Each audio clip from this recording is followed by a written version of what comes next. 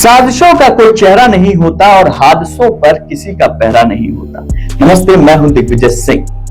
आज की कहानी, आज की सच्ची दास्तान आपको बताएं उससे पहले आपसे गुजारिश है कि इस चैनल को सब्सक्राइब कर लीजिए, क्योंकि यहां आने वाली हर खबर आपको न सिर्फ सतर्क करेगी बल्कि सावधान भी रखेगी। उत्तर प्रदेश की राजधानी होने के नाते लखनऊ बहुत लोग आते जाते हैं और उसका जो स्टेशन है चारबाग, उसके आसपास बहुत सारे होटल हैं। इस इलाके में एक जगह है जिसका नाम है नाका हिंडोला। मैं चूंकि उत्तर प्रदेश लखनऊ में पढ़ा हूं तो इसलिए उस जगह से बहुत अच्छे से वाकिफ हूं। और बहुत छोटे बड़े बहुत होटल हैं, लेकिन नाका हिंडोला में गुरुद्वारा है, उसके पीछे एक होटल है सिंह होटल एंड पंजाबी रसोई। 16 सितंबर की सुबह 11 बजे के आसपास होटल का कर्मचारी था एक, जो बहादुर नाम है उसका, बेसमेंट में बने कैमरे की गैलरी में पहुंचता है तो एक बच्चा रोता हुआ दिखाई देता है। वो लपक कर बच्चे के पास पहुंचा। बच्चा करीब 4 साल के आसपास का है, रो रहा था। उसको गोद में उठाया, बेटा क्या हो गया, रो रहे हो, मम्मी ने मारा है क्या? तो बच्चे ने कहा नहीं मम्मी ने नहीं मारा, वो मम्मी को पापा मार कर भाग गए। मार कर कहाँ भाग गए पापा? उस आदमी ने पूछा। बच्चे ने रोते हुए कहा पता नहीं, मुझे नहीं पता है। अब वो जो कर्मचारी था मोहन, वो सोचा कि पति पत्नी के बीच में आपस में लड़ाई हुई होगी, बच्चा रोते हुए बाहर आ गया होगा। अब उसने पूछा कि भैया बाबू किस कमरे से हो, मम्मी कहाँ है वहां पे? तो बच्चे ने कहा वो बाथरूम में पड़ी है। अब उस कर्मचारी का माथा ठनका। उसने पूछा कौन सा कमरा बेटा तुम्हारा? तो उसने कमरा नंबर 102 की तरफ इशारा किया। मोहन बच्चे को गोद में लेता है और उस कमरे के अंदर दाखिल होता है। कमरा खुला था, अंदर देखता है तो बाथरूम में एक महिला अर्धनग्न हालत में पड़ी थी। वो मर चुकी थी। और जो छोटा बच्चा था उसने उंगली मां की तरफ की, कही मम्मी है मेरी और पापा ने मारा है और भाग गए। अब लाश देखकर उस बच्चे को गोद में उठाए वो कर्मचारी भागते हुए होटल मैनेजर के पास पहुंचता है और पूरी बात बताता है। इतने लोग इकट्ठा हो जाते हैं उस कमरे के सामने कि पूछे मत। मैनेजर तुरंत, वो जब सीन देखते हैं फौरन पुलिस को इत्तला करते हैं। नाका हिंडोला पुलिस घटना पर पहुंचती है और वहां पे जो उस समय थाने में थे इंस्पेक्टर विजय प्रकाश सिंह सारा जायजा लेते हैं, बड़े अधिकारियों से बात करते हैं, उनको बताया जाता है। अधिकारी पहुंचते हैं और सब लोग जब पहुंच जाते हैं तो बाहर जो है होटल का जो मालिक था वो इंतजार कर रहा था कि चीजें देखते हैं, चीजें समझ में आए। बाथरूम में जो लाश पड़ी हुई थी, चूंकि वो अर्धनग्न हालत में थी, तो उसको सबसे पहले कपड़े उपड़े डाले गए, पुलिस ने कपड़ा डाला। तो उम्र उसकी थी वो ज्यादा नहीं थी, 23-24 साल की उम्र थी उस महिला की, और किसी तेज हथियार से उसका गला काटा गया और जो खून गर्दन से निकला वो जमीन पर फैला हुआ। जब पुलिस वहां पहुंची तो उसी समय वहां पे उस समय के तत्कालीन एसएसपी, उस समय के जो कैसरबाग इलाका है वहां के सीओ, फॉरेंसिक टीम, ये सब लोग जो है घटनास्थल पर पहुंचते हैं और जांच में जुड़ जाते हैं कि भैया ये हुआ तो हुआ क्या और कैसे हुआ। होटल मालिक जो था उससे पूछताछ की जाती है, कमरे की तलाशी ली जाती है, मृतिका के पास जो भी सामान था उसकी तलाशी ली जाती है। पुलिस उस बच्चे से पूछताछ करती है, बाहर लाके बहुत प्यार से, बेटा क्या नाम है तुम्हारा बेटा? तो उस बच्चे ने कहा कि मेरा नाम आयुष है। तो घर में जो है हमको सब शिवा कहते हैं। तुम्हारी मम्मी को किसने मारा बेटा? पापा ने मारा। बेहिचक वो बच्चा जवाब देता है, पापा ने मम्मी को कैसे मारा? इस सवाल पर वो बच्चा थोड़ा सहमता है, लेकिन फिर बोला कि मम्मी और पापा की खूब लड़ाई हुई, फिर पापा ने मम्मी को खूब मारा, मम्मी रो रही थी और पापा मार रहे थे और मारते मारते बाथरूम में ले गए, वहां मम्मी बेहोश हो गई और फिर मम्मी वहां उठ नहीं रही थी, फिर वो मुझे गोद में लेके आए और मुझे सुला दिया और फिर मैं जब सुबह उठा तो देखा कि पापा नहीं थे, मम्मी हिल नहीं रही थी। रोते हुए मैं बाहर आ गया अंकल के पास। पुलिस समझते देर नहीं लगी कि इस पूरे मामले में जो कल्प्रिट है जो इस साजिश का करता धरता है वो उसका पापा ही है। अब पुलिस ने उस बच्चे को कस्टडी में लिया, खिलाने पिलाने की बात की, होटल मैनेजर से बात करनी शुरू की कि भाई यहाँ पे जब ये लोग आए थे पति पत्नी बेटा, तो उन्होंने क्या क्या आपने एंट्री की होगी, क्या क्या चीजें एंट्री हुई हैं।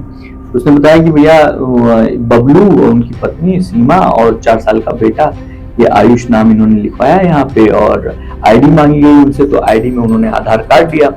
और उस समय काफी रात हो चुकी थी जब आए थे, तो उन्होंने कहा कि फोटोकॉपी अभी हमने ही बोला कि नहीं हो सकती है, तो उन्होंने कहा कि ठीक है, आधार कार्ड उनका रख लिया था हमने और चाबी दे दी थी उनको। फिर सुबह सुबह जब जो है क्या नाम है वो आए और उन्होंने कहा कि वो खाना लेने जा रहे हैं और मैं जाते जाते उसका आधार कार्ड हमको दे दीजिए, मुझे उसकी फोटोकॉपी करा के मैं लेता आऊंगा, आपको कार्ड भी दे दूंगा और मैं खाना लेके वापस आ रहा हूँ, बच्चे और मेरी बीवी अंदर ही है। तो मैनेजर ने उसको उसका आधार कार्ड दे दिया। अब आधार कार्ड दे दिया और वो बंदा बैग लेकर आधार कार्ड लेकर गया। उनको लगा कि घर में अंदर होटल में बच्ची भी है और बच्चा भी है और साथ में पत्नी भी है, तो कहाँ जाएगा, लेकिन लौटा नहीं। और जब आयुष बाहर आया तब ये सारा खेल समझ में आया कि उसने पत्नी की हत्या कर दी। तो पुलिस ने उस रजिस्टर में जो आधार नंबर लिखा था, जो पता लिखा था, जो मोबाइल नंबर लिखा था, वो सब ले लिया। लेकिन फिर जब सारी चीजें की तो उसमें मोबाइल नंबर भी गलत था, आधार नंबर भी गलत लिखा हुआ था और सारी चीजें ऐसी लिखी हुई थी जिसका कोई अता पता ही नहीं था। अब जो पुलिस नाका हिंडोला पुलिस थी, चूंकि उसी के अंडर में ये सब कुछ हुआ था, वो जो होटल का मालिक था उसके साथ जो है वो पहुंचता है और पुलिस पहुंचती है और वो एक रिपोर्ट दर्ज करती है, मुकदमा दर्ज होता है वो जो पति था उसके खिलाफ, बच्चे का भी जो है उसमें बयान लगता है, पुलिस का भी और उसमें होटल मालिक का भी, और रिपोर्ट दर्ज होती है। और जब पुलिस ने सब कुछ छानबीन की तो पता चला कि उसमें जो है जो एड्रेस लिखा हुआ है सब गलत, जो आधार कार्ड का नंबर है वो गलत, तो कुछ भी ऐसा नहीं मिल रहा था जिससे वो लोग बबलू के पास तक पहुंच सके। पुलिस पूरी तरीके से सोच में पड़ी हुई थी कि भैया किया क्या जाए, कैसे जो है उसके पास पहुंचा जाए। अचानक वो जो इंस्पेक्टर थे उनकी नजर उस बच्चे पर पड़ी, वो कुछ फ्रूटी पी रहा था और उसने जो शर्ट पहन रखी थी वो स्कूल की ड्रेस थी और उस ड्रेस पर एक टैग लगा हुआ था, उसके जेब में लगता है ना टैग, वो टैग लगा हुआ था यूनिफॉर्म का। उस टैग में जो यूनिफॉर्म का टैग था वहां पहुंचकर, जो पीछे जो टैग था वहां पहुंचकर उन्होंने देखा एक नाम और नाम लिखा हुआ उस कंपनी का जिसने उस शर्ट को बनाया था और वो स्कूल का भी टैग था। तो पुलिस ने तुरंत जो है उसकी फोटो खींची और उस ड्रेस में जो वो जगह का नाम लिखा था उसकी फोटो खींची और भेजा और पता लगाना शुरू किया। तो पता चला कि वो एक प्ले स्कूल की फोटो, प्ले स्कूल है वहां पे ये ड्रेस चलती है और वो चाणक्य प्लेस डाबड़ी नई दिल्ली में एक जगह है, वहां ये प्ले स्कूल है। अब पुलिस को जैसे जानकारी मिली दिल्ली पुलिस तुरंत जो है उस प्ले स्कूल में पहुंच गई।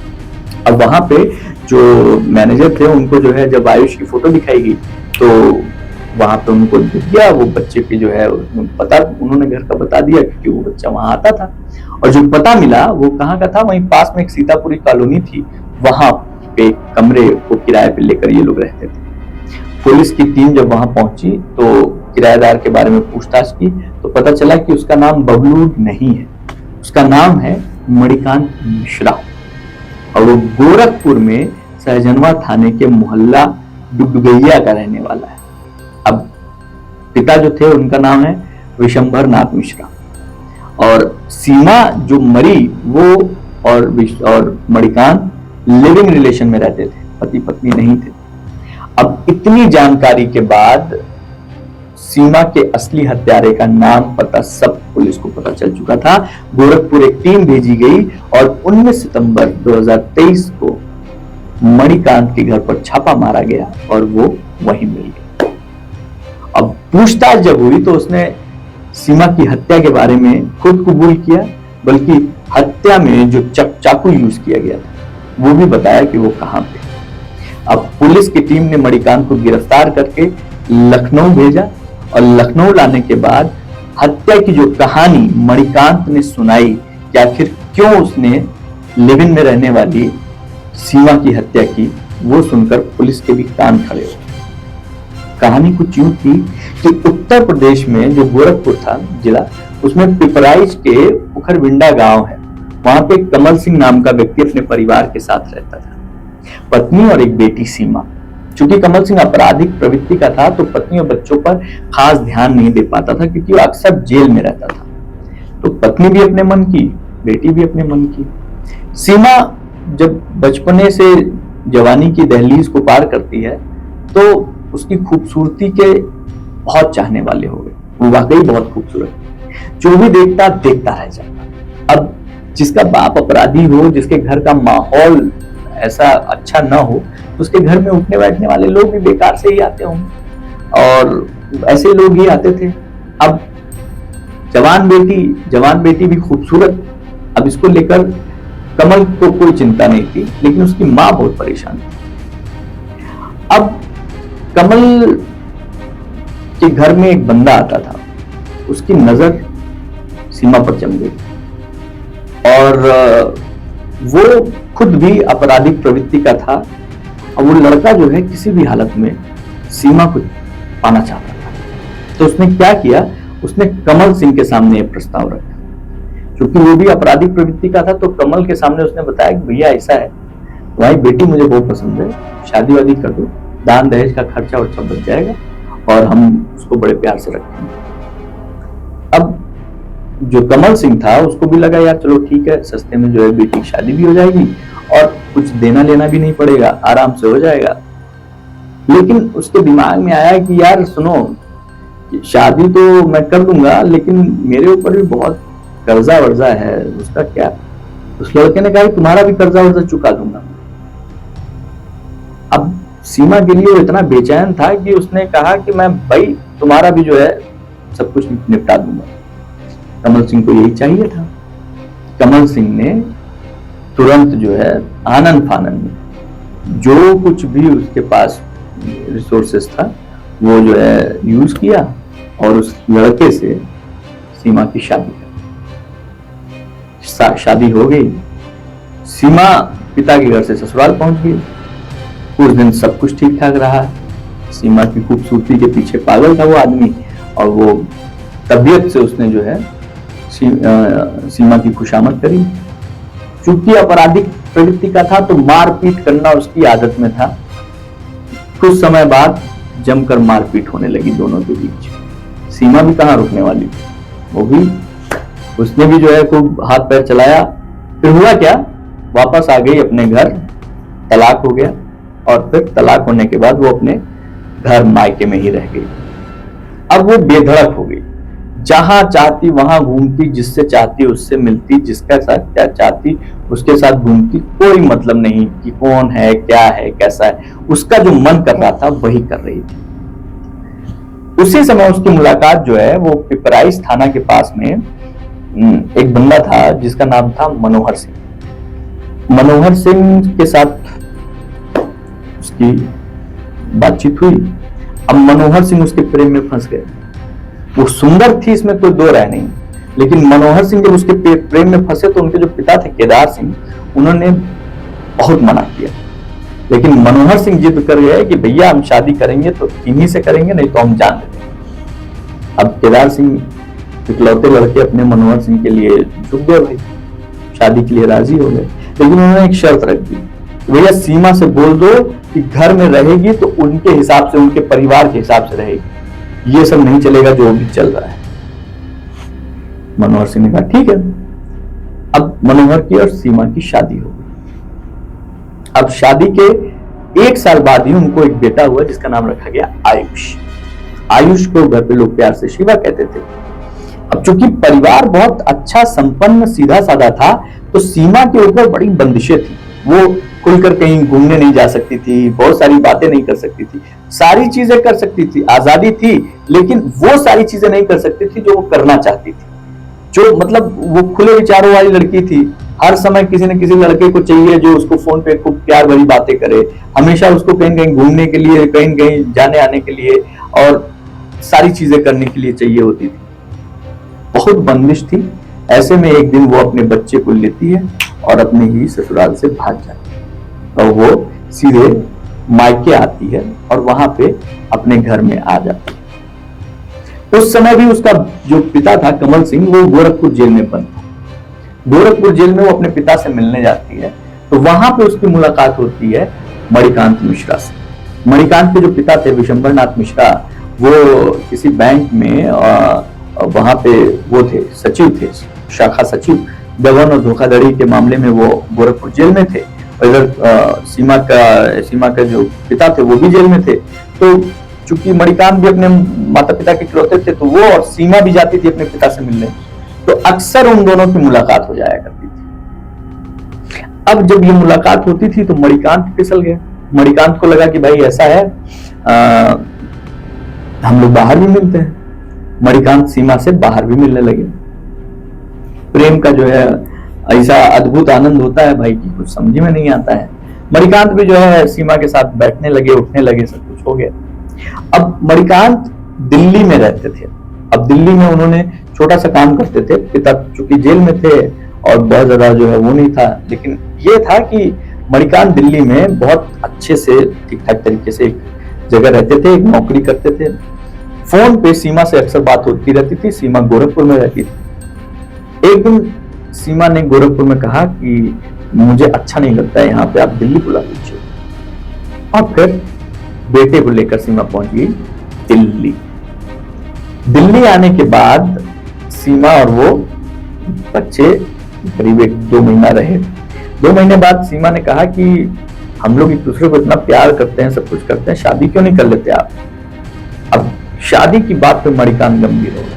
उन्होंने कहा कि देखो, प्यार करना अलग बात है, शादी करना अलग बात है। मैं तुमसे प्यार तो करता हूं लेकिन शादी नहीं कर सकता। अब ये बात सीमा को खटक गई। अरे प्यार करते हो तो शादी करने में क्या परेशानी है भाई। तो मणिकांत ने कहा भैया तुम शादीशुदा ही नहीं हो, बल्कि तुम किसी दूसरे के एक बच्चे की माँ हो, मैं तुमसे कैसे शादी कर सकता हूँ यार। अभी मैं जो है क्या नाम है अकेला इकलौता अपने घर का, मेरे घर में शीशा लेबर हो जाएगी। तो सीमा बोली तो फिर प्यार क्यों किया मुझसे, ऐसे ही छोड़ दोगे, मतलब मैं तुम्हारी उम्मीद पे यहाँ दिल्ली आ गई हूँ, तुम ऐसे ही छोड़ोगे मुझे। तो उसने कहा नहीं यार सीमा, मैं तुमको छोड़ नहीं सकता लेकिन मैं शादी भी नहीं कर सकता। एक रास्ता है, वो है लिव इन रिलेशनशिप।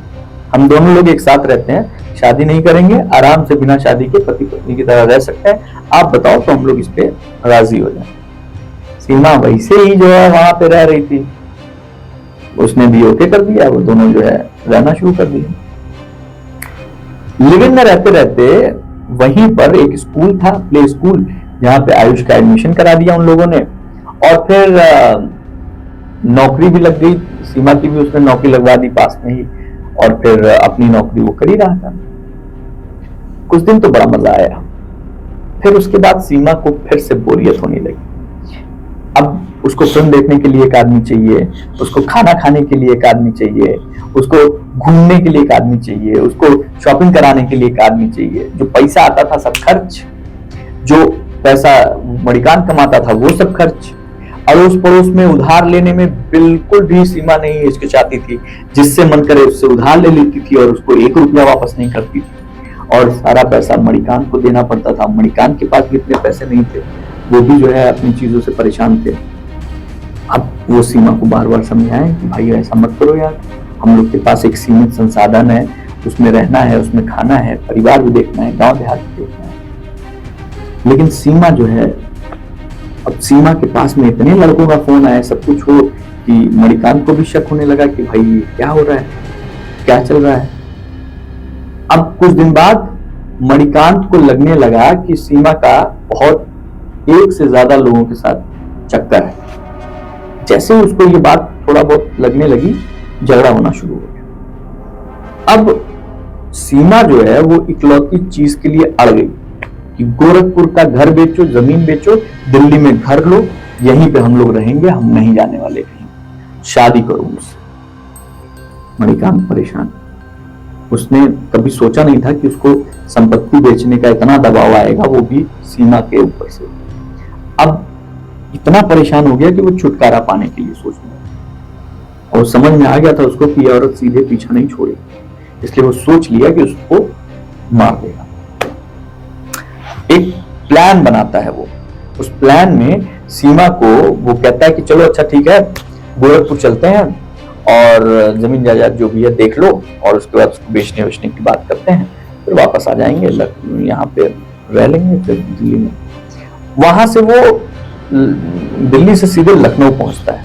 लखनऊ पहुंचने के बाद वो चारबाग स्टेशन में कहता है आज रात यहीं रुकना पड़ेगा, क्योंकि गोरखपुर वाली ट्रेन जो है वो नहीं मिली है, लेट हो गया है, तो आज यहीं होटल में रुक जाते हैं, कल सुबह निकल चलेंगे। मैंने कहा ठीक है। अब वो होटल में जो है रुकती है, अब वो लोग जो है सबसे सस्ता होटल वो पहले ही देख चुका था, वहां पहुंचता है नाका हिंडोला में वो जो होटल था सिंह होटल एंड पंजाबी रसोई, वहां पे वो पहुंचता है और रिसेप्शन पे जो मैनेजर था उससे बात करता है, और फिर एक कमरा वो ले लेता है।